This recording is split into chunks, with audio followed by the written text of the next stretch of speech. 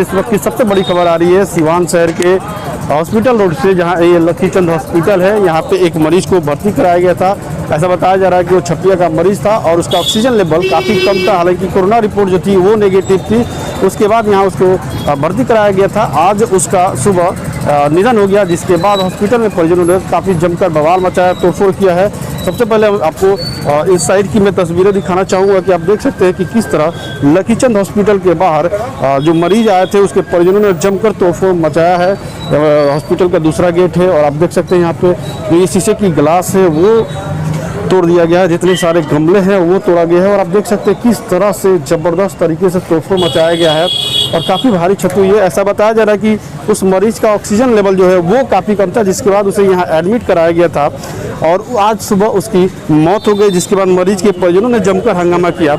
हम आपको ये तस्वीरें दिखाएंगे और आपको बता दें कि अपने महादेवा ओपी थाना पुलिस और नगर थाना पुलिस मौके पर पहुंच चुकी है। हम आपको अंदर की तस्वीरें दिखाएंगे। आप देख सकते हैं ये काउंटर है और इसके बाद से आप जैसे आप अंदर प्रवेश करते हैं तो आप अंदर का नज़ारा देख सकते हैं कि किस तरह की अंदर की ये स्थिति है। यहाँ पे आप तस्वीरें देख सकते हैं, ये शीशे के गिलास है और ये सारे यहाँ पे महादेवा ओपी थाना पुलिस, नगर थाना पुलिस, भारी संख्या में पुलिस बल जो है वो तैनात किए गए हैं। हम एक एक केबिन की दिखाएंगे। आप ये देख सकते हैं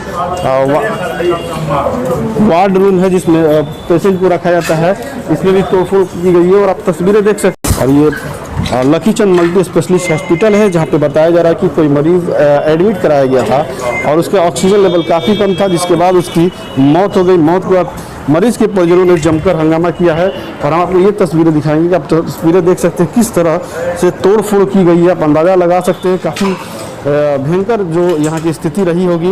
जितने भी यहाँ के पेशेंट थे वो भाग के बाहर निकले हैं, जान बचा कर निकले हैं। इस हॉस्पिटल के जितने भी स्टाफ है वो भाग कर अपनी जान बचाने। आप तस्वीरें देख सकते हैं किस तरह बड़े बड़े शीशे पूरे हुए हैं।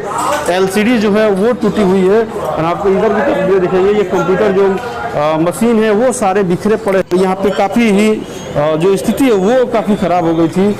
लास्ट में जब महादेवा ओपी थाना पुलिस और नगर थाना पुलिस मौके पहुंचे तो मरीज के जो परिजन है वो यहाँ से रफू चक्कर हो गए।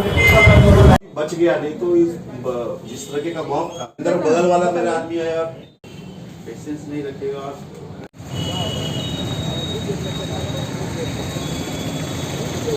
दो दिन पहले एक गंभीर स्थिति में मरीज जिनका नाम हरिश्चंद्र यादव, जो छपिया बुजुर्ग के रहने वाले हैं, उनको यहाँ पे भर्ती किया गया।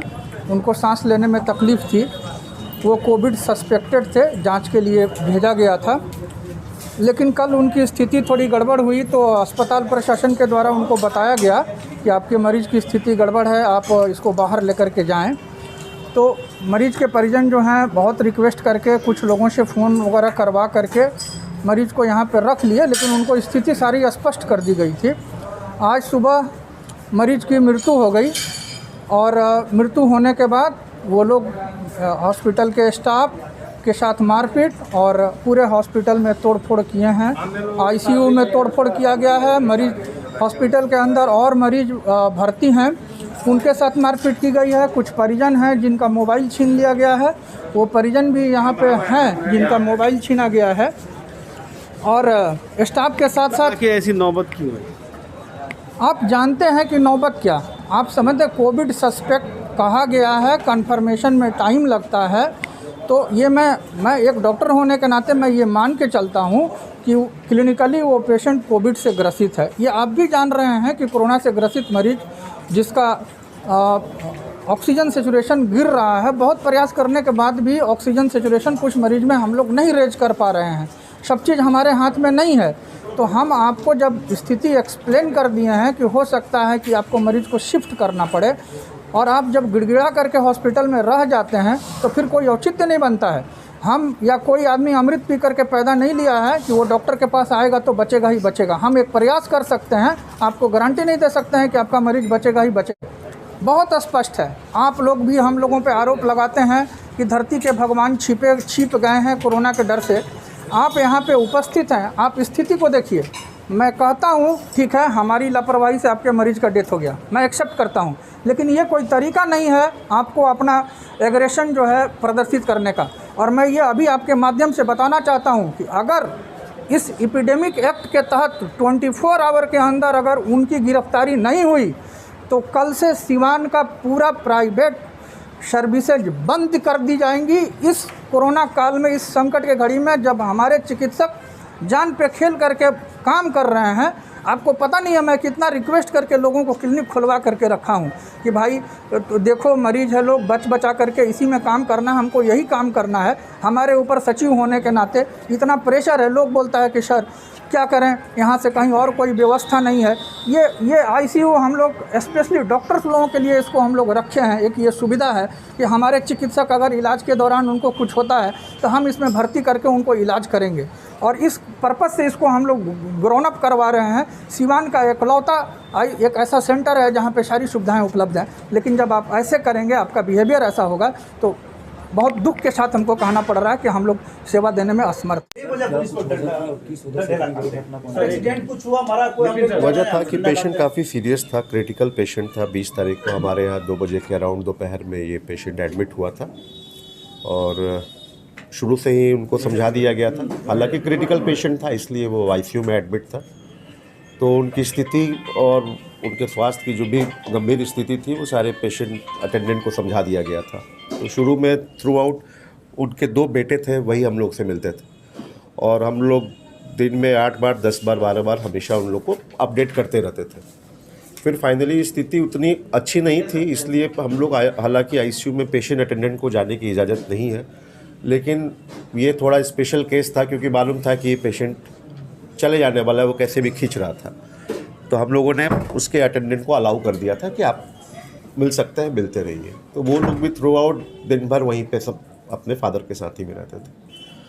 फिर 2 दिन पहले ऐसी स्थिति आ गई कि हमारे यहाँ ऑक्सीजन ख़त्म होने लगा और ऑक्सीजन कहीं मिल नहीं रहा था। तो ये भी अपडेट किया गया उनको कि भैया ऑक्सीजन नहीं है, आप लोग कहीं और जगह देख सकते हैं। तो वो लोगों ने काफ़ी हाथ पैर जोड़ करके रिक्वेस्ट किया कि नहीं सर, आप जिस तरीके का जो चल रहा है उसको चलने दिया जाए। तो मैंने सोचा कि नहीं ठीक है, जो चल रहा है चल, तब वैसे ही चल रहा था। और कल रात में उनकी स्थिति काफ़ी गंभीर हो गई थी। तो उनके जो मृतक हैं, जो पेशेंट हैं, उनके भाई को और उनके बेटों को बुला करके अच्छे तरीके से समझा दिया गया था कि आपका पेशेंट रात भर नहीं निकाल पाएगा, तो आप लोग हर चीज़ के लिए तैयार रहिए। हालांकि ये बात जिस वक्त एडमिट हुआ था पेशेंट, तब से ये बात उन लोगों को समझाया जा रहा था कि पेशेंट ठीक नहीं है, आप लोग को और भी बड़े चीज़ के लिए तैयार रहना होगा, तैयार रहिए, मेंटली प्रिपेयर्ड रहिए हमेशा। तो ये बात कल रात में समझा दिया गया था। रात भर खैर वो खींच लिया, लेकिन मॉर्निंग में 7:30 बजे के राउंड में पेशेंट का डेथ हो गया।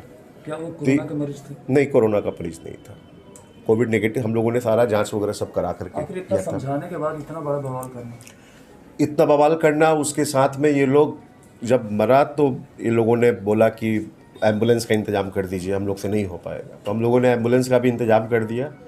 फिर वो लोग उसको रखे, डेड बॉडी को अंदर रखे, और उसके साथ में 40-50 आदमी का मॉब आ गया और पूरा स्टार्ट कर दिया सारा चीज़ तोड़ना। तो एक एक चीज़ मेरा सब कुछ क्षतिग्रस्त कर दिया, सब कुछ ख़त्म, सारा चीज़ डैमेज कर दिया। तब फिर अब आगे आप लोग क्या करें? आईसीयू में घुसा, आईसीयू में भी जा कर के दूसरे पेशेंट अटेंडेंट को भी वहाँ पे बाहर में मारा, उसकी भी पिटाई की। वो लोग भी रो रहे हैं। और सब, कोई हार्ट अटैक का पेशेंट है, कोई मेनिंजाइटिस का पेशेंट है, कोई एआरडीएस का पेशेंट है। तो ये सारे पेशेंट लोग, अटेंडेंट भी डर गए। और भी सवेरे में कुछ मरीज़ लोग आए थे, वो लोग भी भाग गए। और स्टाफ के साथ भी मेरे स्टाफ के साथ भी मारपीट हुआ है, और काफ़ी लोग मोबाइल छीन लिया। क्या कुछ नुकसान हुआ है? सब कुछ नुकसान हुआ है। आप बाहर जा कर के देख सकते हैं, टीवी से लेकर के। आग भी लगाने की कोशिश कर रहे थे वो लोग आईसीयू में, लेकिन दूसरे अटेंडेंट ने हाथ पर जोड़ा कि ऐसा ना करें। पुलिस पहुंची हुई है, और क्या मांग? तो ये सिंपली बात है कि पेशेंट को होता है कि पेशेंट गुस्साता है कि डॉक्टर उनसे नहीं मिल रहा है, तो एक गुस्से का वजह होता है, ये मैं समझता हूँ। तो दिन भर में हम लोग उनसे 10-12 बार हम लोग मिलते रहते थे, और पूरा बात समझाया जाता था कि क्या स्टेटस है। और वो लोग खुद अपने पेशेंट के पास थे, तो उन लोगों को मालूम था कि स्टेटस क्या है, क्या सीन चल रहा है। क्या मांग करेंगे सर पुलिस प्रशासन? पुलिस प्रशासन से ये हुआ कि जल्दी से जल्दी गिरफ्तारी हो और उन लोगों को, दोषियों को सजा मिले, और क्या चाहिए। इलेक्ट्रॉनिक्स के मार्केट में धूम मचाने के लिए आपके शहर सिवान में आ गया है दास इलेक्ट्रॉनिक्स, जहां पर आपको मिलेगी हर प्रकार की नंबर 1 ब्रांडेड वस्तुएं, जिसमें modular switch, table fan, ceiling fan, fancy lights आदि प्रकार की ओरिजिनल वस्तुएं हर समय उपलब्ध रहेंगी।